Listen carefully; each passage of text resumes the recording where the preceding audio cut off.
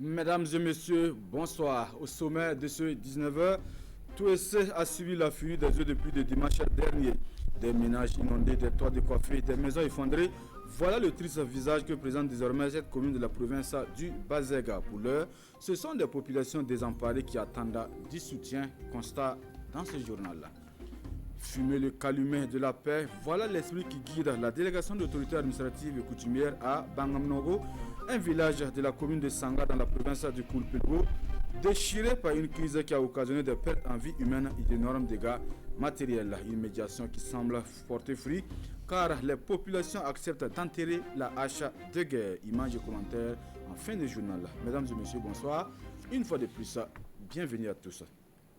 Cela dit, le conseil municipal de Fadangourma reprend du service et c'est à travers sa première session ordinaire de l'année, une session largement consacrée à l'examen et l'adoption du budget supplémentaire gestion 2020.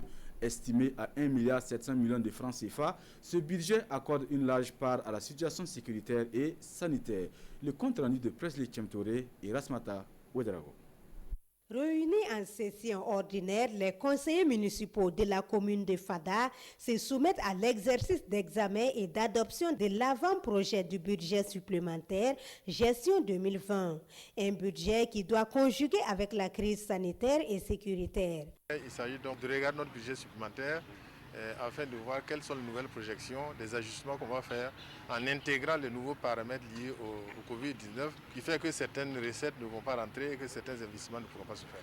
Au-delà de ça, il était question pour nous avec les conseillers de regarder encore et faire une évaluation de la situation sécuritaire dans laquelle nous vivons et aussi voir quelle est notre capacité de résilience. En visite à Fadangourma, le président de l'Assemblée nationale s'est invité à cette session du conseil municipal.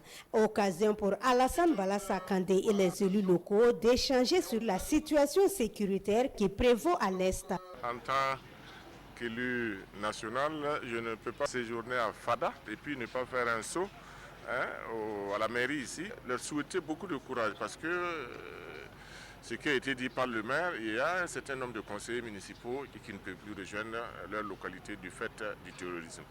Donc il était important pour nous de venir leur apporter le soutien de la représentation nationale, qu'ils sachent également que nous sommes avec eux, que nous savons ce qu'ils endurent et également inviter les uns et les autres à la retenue, à pouvoir apporter des informations justes et bonnes au niveau des populations. Le budget sensible au contexte sanitaire et sécuritaire soumis ici à l'examen est estimé à 1,7 milliard francs CFA. Maisons effondrées, toits décoiffés, des vivres et du bétail emportés, une population désemparée. Les premières pluies tombées dimanche dernier dans la commune de TOEC ont occasionné d'énormes dégâts. Malgré l'inondation de nombreux ménages, fort heureusement, on ne déplore aucune perte en vie humaine. On fait le constat avec Amadou Ilboudo et Amadou Marcelto. À peine les premières pluies tombées dans la commune de Touissi, et c'est déjà la catastrophe dans les ménages. Alimata Ouedragou tente de récupérer ce qu'elle peut de sa maison écroulée en seulement 30 minutes de pluie. Pendant la pluie, j'étais dans ma maison avec mes 4 enfants. Le vent a soulevé la toiture et je ne savais plus quoi faire. C'est un miracle si on a pu s'en sortir. Les eaux n'ont rien laissé sur leur passage. Des concessions et des écoles entièrement décoiffées ou presque, du bétail et des vivres emportés, même les gros arbres n'ont pas résisté. Touissi enregistre déjà ses premiers sinistrés. C'est l'occasion pour nous de lancer un appel auprès de bonnes volontés pour pouvoir sauver la situation parce que incessamment, ce sera la section du BPC. Et le lycée département de TOEC abrite 2 jurys du BPC, dont toutes les salles sont occupées. Donc il faut nécessairement que cette salle de 6e A là soit rétablie afin qu'elle puisse contenir les élèves. Dieu merci, on n'a pas enregistré de pertes en vie humaine. Il y a seulement des blessés et puis je ne retrouve plus l'ensemble de mes animaux. C'est vraiment une désolation pour cette population qui ne s'attendait pas du tout à cette pluie diluvienne. C'est une première dans notre commune de constater en tout cas une première pluie de l'année qui a causé autant de dégâts. C'est quelque chose qu'on ne s'entendait pas.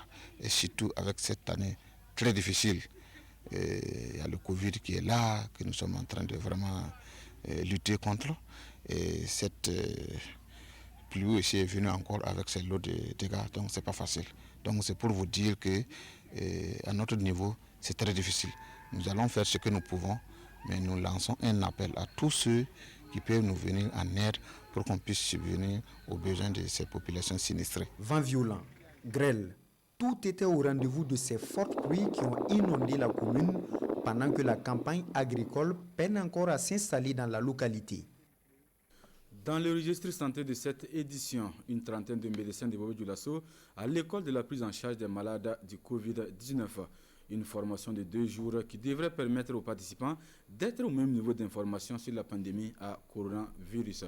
C'est une formation voulue par l'Organisation mondiale de la santé et la coordination des ripostes de la maladie à coronavirus dans le Grand Ouest. On en sait davantage avec Drissa Traoré et Ali Traoré. Ils sont une trentaine de médecins spécialisés dans plusieurs domaines de la médecine.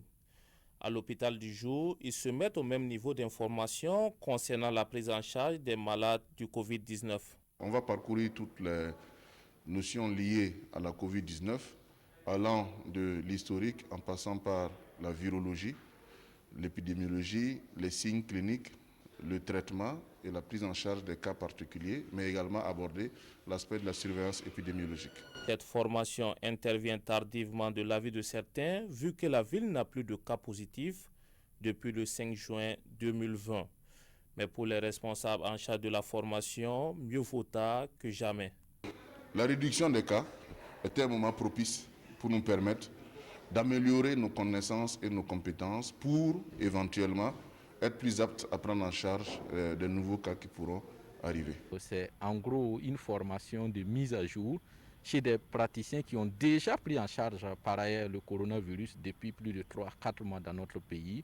Donc c'est vraiment un échange interactif où on va partager les connaissances. Les connaissances qui seront partagées grâce à l'Organisation mondiale de la santé qui a initié cette formation de 2 jours. La lutte contre le Covid-19 passe surtout par le respect strict des mesures barrières.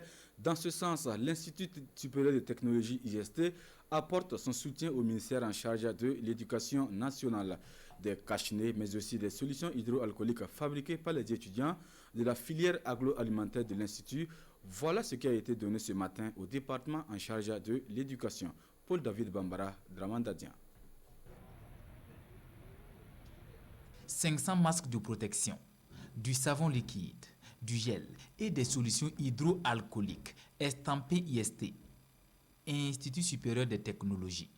Le geste est symbolique, mais l'IST contribue ainsi au plan de riposte pour la continuité éducative dans un contexte de la maladie à coronavirus. Nous ne pouvions pas observer en tant qu'acteurs passifs.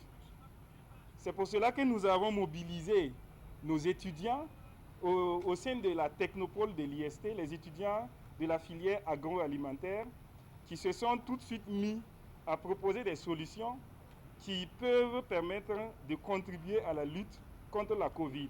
Cette production maison, dit-il, est conforme aux normes de l'Organisation mondiale de la santé, OMS. Tout le mérite est à l'IST, fort du ministre Ouarou reconnaissant.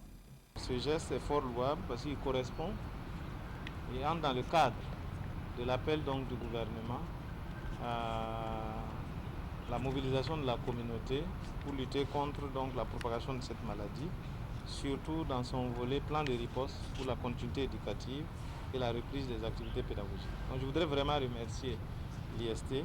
Il en appelle toujours à la solidarité et à l'accompagnement des bonnes volontés pour la reprise progressive des activités scolaires sans risque de propagation du coronavirus. Depuis le 22 mai dernier, c'est la déchirure à Bangamnogo, un village de la commune de Sanga dans la province du Koulpelogo. Un conflit opposant des familles a entraîné la mort de 8 personnes, la destruction de plusieurs concessions et le massacre de nombreux bétails. Face à cette situation, autorités administratives et coutumières tentent de ramener la quiétude dans le village. Mardi dernier, une délégation est allée prêcher le pardon et la réconciliation aux populations de Bangamnogo.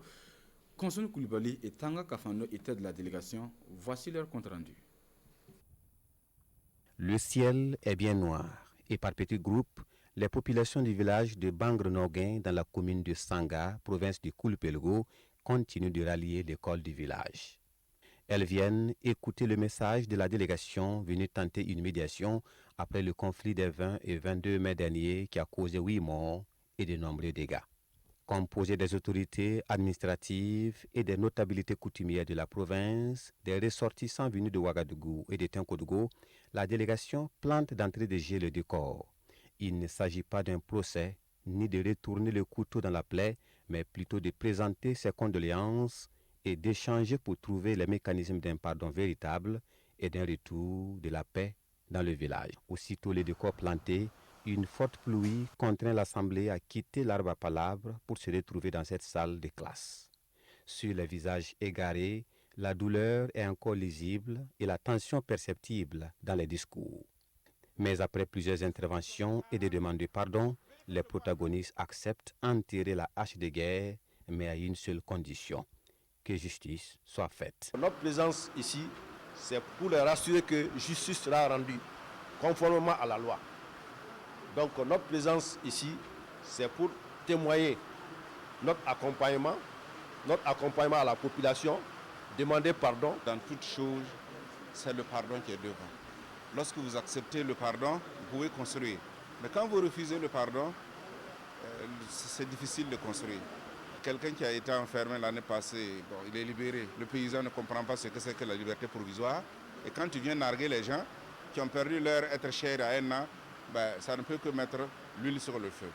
Donc vivement, nous souhaitons que l'administration fasse son boulot. Comme on a demandé pardon à la population, ils ont accepté un corps qui n'est pas enterré jusqu'à ce jour, depuis le 22. Ils ont accepté d'aller enterrer le corps ce soir. Donc vraiment, nous repartons contents. En rappel, tout serait parti d'une altercation entre les jeunes du village et des groupes d'autodéfense qui a causé un mort il y a un an. Une situation mal gérée et dont le rebondissement a fait 8 morts et de nombreux dégâts les 20 et 22 mai derniers. Aux dernières nouvelles, le corps qui n'était toujours pas enterré vient d'être enterré hier soir, signe que la médiation a commencé à porter ses fruits. On s'arrête là pour cette édition du 19h sur la télévision du Burkina. Merci de l'avoir suivi. L'information revient à 20h avec Ruth Bini Ouattara. Bonne suite de programme.